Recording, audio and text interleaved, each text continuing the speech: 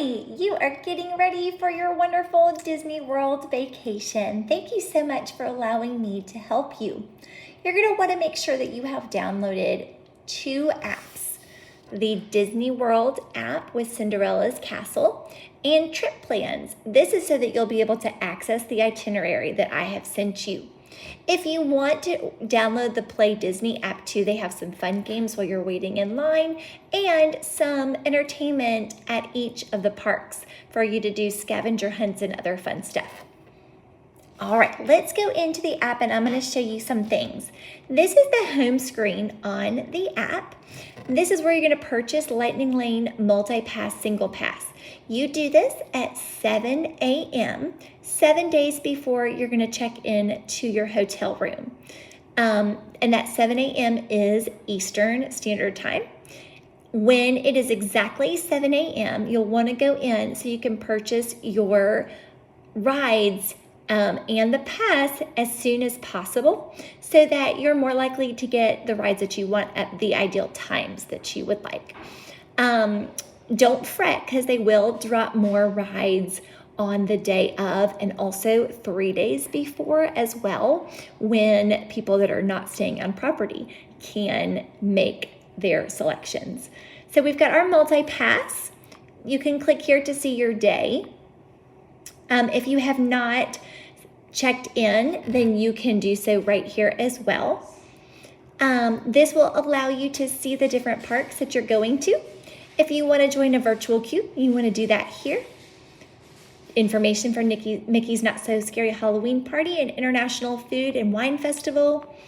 And then down here is the Magic Band Plus. So if you want to purchase Magic Bands for your family, you can do so here, or you can do it on the computer. I prefer to do it on the computer.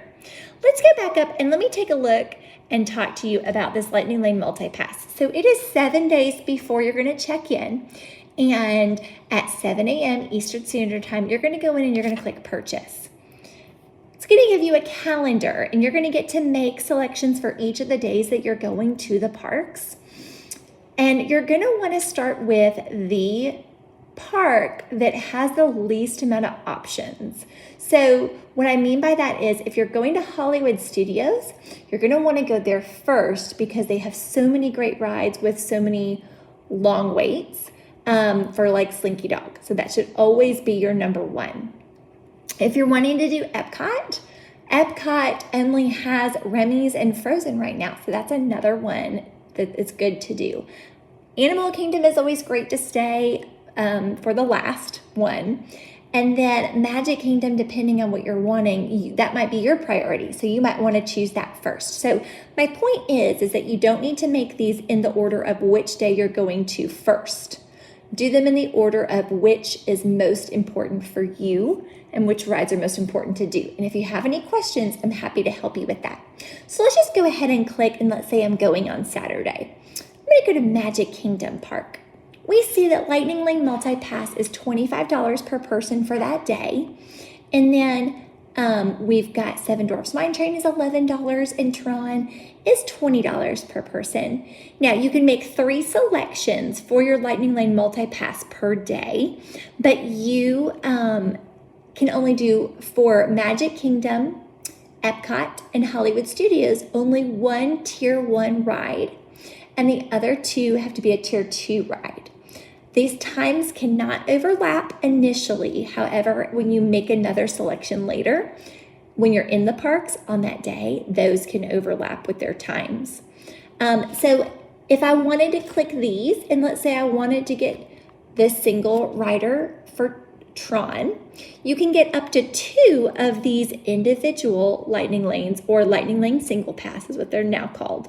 So if you wanted to get one from here, you could do that, and you could also grab one. Let's say you're gonna go to Epcot later that day, and I wanted to pick Guardians of the Galaxy so that you can pick those.